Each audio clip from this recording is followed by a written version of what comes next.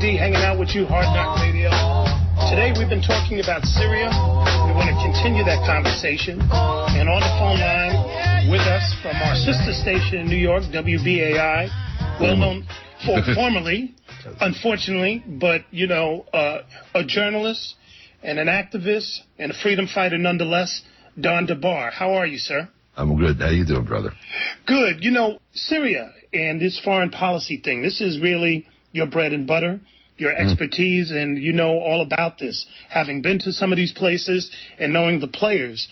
Were you surprised at the type of decision that is coming down the pipe with France and Russia jumping in to make some sort of diplomatic compromise to avert a military strike from the United States? It certainly was an interesting development yesterday. Actually, I guess over the course of 2 days, because Russia had floated the fact that there were such discussions actually going on during the G20 meetings in St. Petersburg on Monday and earlier, I guess, between President Putin and President Obama. Then earlier yesterday, when we heard about Secretary of State Kerry almost offhandedly saying, when people saying, is there anything that could stop a war at this point, and him saying, well, if they want to give away all the chemical weapons and put them under international control, and that can't really happen, to the Russians saying, bet, let's ask the Syrians if they'll go for it, the Syrians saying, bet, and all this happening while the Syrian foreign minister was at a press conference with the Russian foreign minister in Moscow yesterday. So everything just went like bang, bang, bang, you know. It took me by surprise. You know, there's so many dimensions to this that you have to kind of step back and try to figure out which way you're going to approach it, from geopolitical context to, you know, like competing structures context. You know, you have, for example, the BRICS countries rising right now, and the, I guess, competition that is coming into, you know, is being considered between the, you know, Euro-American imperial construct, whatever term you want to give it, but the, you know, the Western economy and political apparatus, which has been dominant since the end of the Cold War at the beginning of the 1990s, and really not faced anything but local and regional challenges, suddenly looking at a developing economic and political structure that involves half of humanity. The population of the BRICS countries, for example, you have Brazil, Russia, India, China, and South Africa, is about 3 billion people, or half of humanity, and maybe close to half the landmass encompassed as well. I mean, Russia's pretty big, for example, as is China, as is Brazil, and as is South Africa. So, and India's no slouch either. Right. So, you know, that there's this thing that's developing that's always in the background when geopolitical considerations are being viewed, because they now have to start taking a long-range look again at a potential rival on the world stage, and much is being done to, you know, to counter that.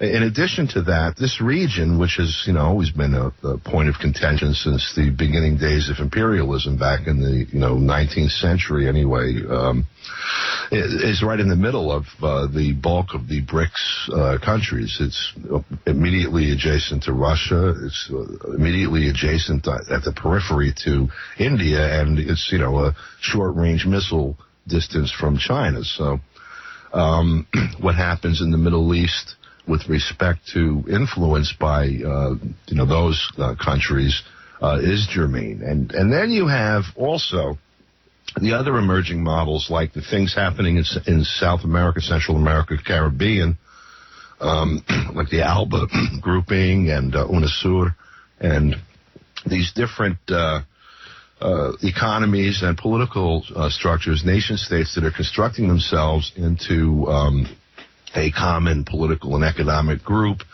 that is not fundamentally based on capitalist economics, although forced to, as part of the contradictions of, life in the world today, but they're forced to accommodate capitalism, but they are declaring and moving towards setting up alternatives to it.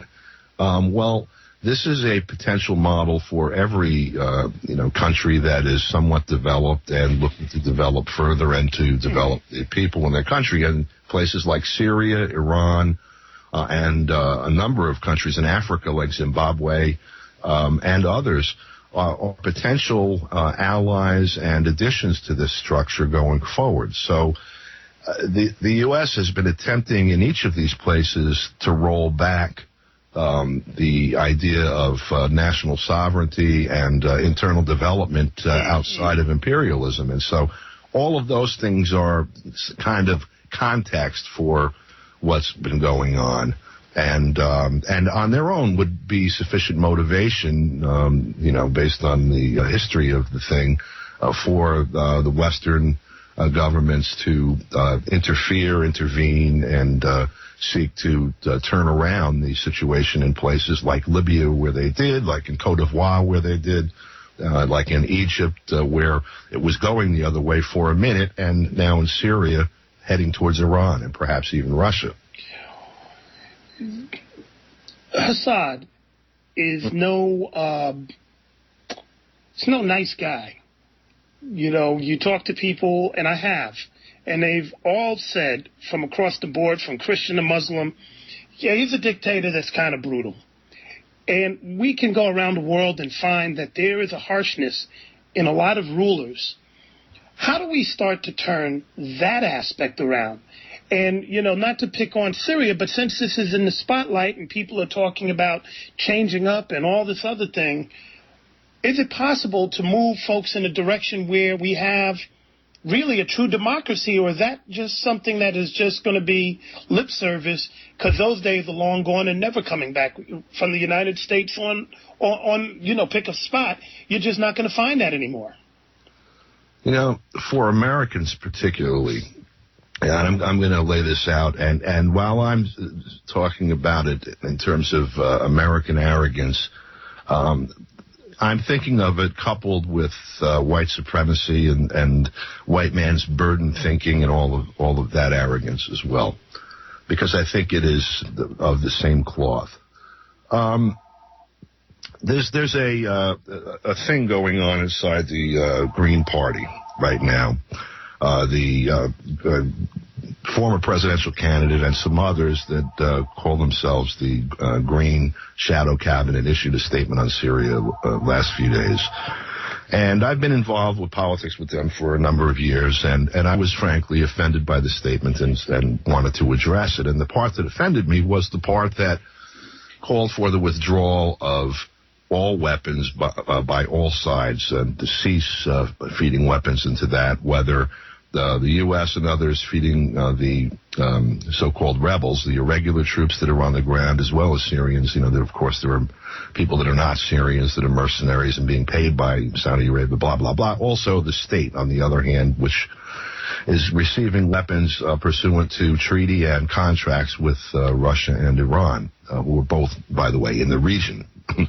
And in the process of arguing this question with them, I wrote this one statement, and so I want to sort of insert it into it. It was that regardless of one's opinion of the regime, and as an American, given the present and past behavior of my own government just during my adult life, I believe that as penance to the rest of the world and an act of self-negation of American arrogance, I will reserve judgments on other governments until we have successfully made the world safe from our own.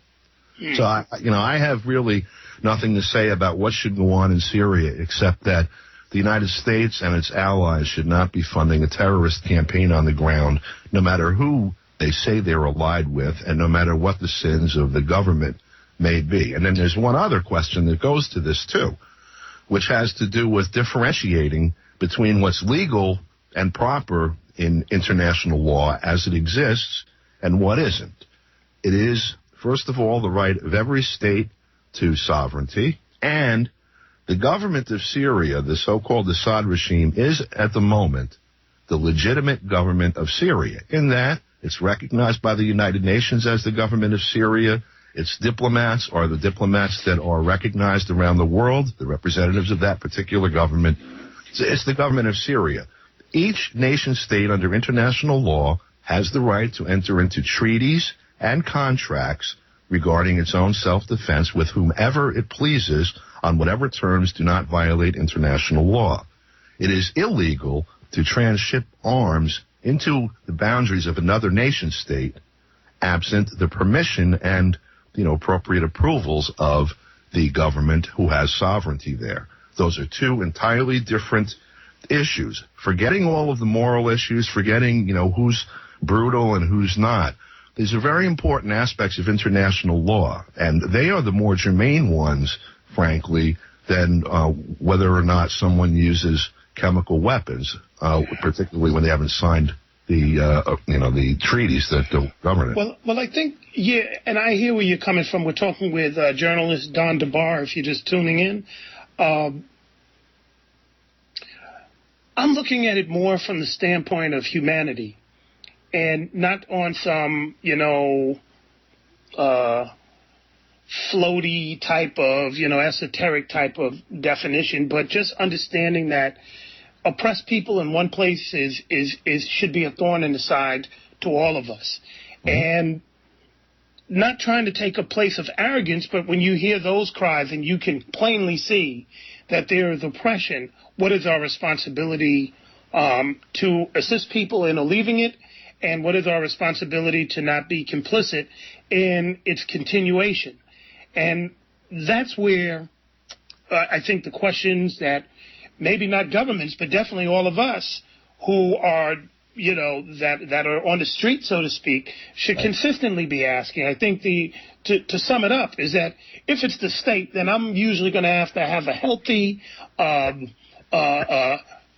arm's distance when dealing with the state, because they're going to have their own interests at the end of the day. And their interests are usually not going to be the interest of those on the ground, the ones that need the food, clothing, and shelter. And how do we ensure those type of scenarios playing out for that benefit? That's what I meant when I said, how do we make, that's what I was getting at with my last question. Right, I hear you. Look, I share your, in my case anyway, natural skepticism towards state apparatus as a general fact. And particularly with the condition that prevails around most of the earth right now, where the state is not an organic reflection of democratic expression, but rather a construct in opposition to that. I mean, that's true here.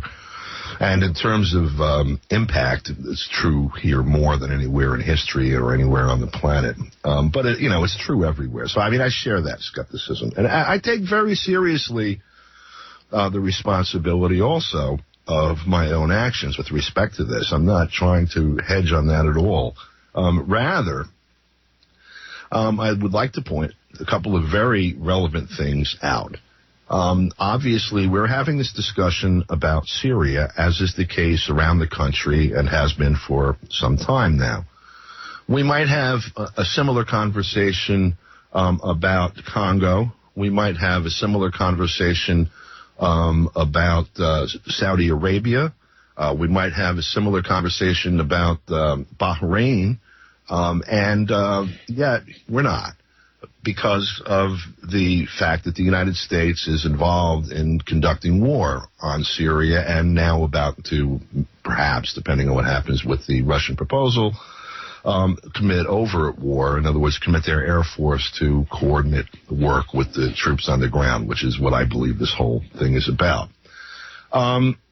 So I have to look at what I have to say within the context of that, and what is my primary task in terms of addressing that.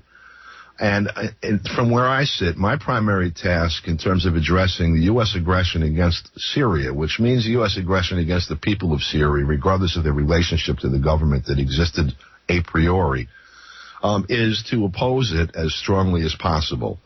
I think it is a matter for Syrians, when they invite me to assist them, should that happen, after I've attended to, or we've attended to, the problem that our government is creating for the people of Syria. At that point in time, if they would like me to come lecture or speak or listen or interview people, I'd be glad to. But at the moment, the nature of the Assad regime is not or the Syrian state is not my concern. It never really is. It's the concern of the people of Syria. But at the moment, if I'm going to be fighting with anyone, it's the U.S. government.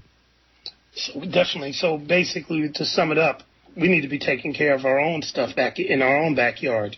We need to be dismantling empire and stopping imperialism at home. You know, still and every day since April 4th, 1967, the greatest purveyor of violence in the world today, each and every of those days. And that is the quote, of course, from Dr. Martin Luther King. Don DeBar, we appreciate you coming on the show. Where do you think it's going to go from here? I don't know. You know, who knows how much of this stuff is choreographed and stuff behind the scenes with the full assent of the Russian and American governments, because Russia is a capitalist country now. There's all kinds of cross-investment, all kinds of bosses behind both curtains and stuff. So who knows? But taking it at face value, that Putin is some chess player, baby. Let me tell you, it really was some move yesterday. And, you know, if it spares the people of Syria even the addition to what they're suffering that all these bombs would represent, and you can see from Libya where that would end up going, that was quite a move and quite a save yesterday. And I hope it can be built upon and that whole thing diffused so people can start sweeping up and putting the country back together. Well, there you have it. Don DeBar, thank you so much. We're going to take a break. We'll be right back.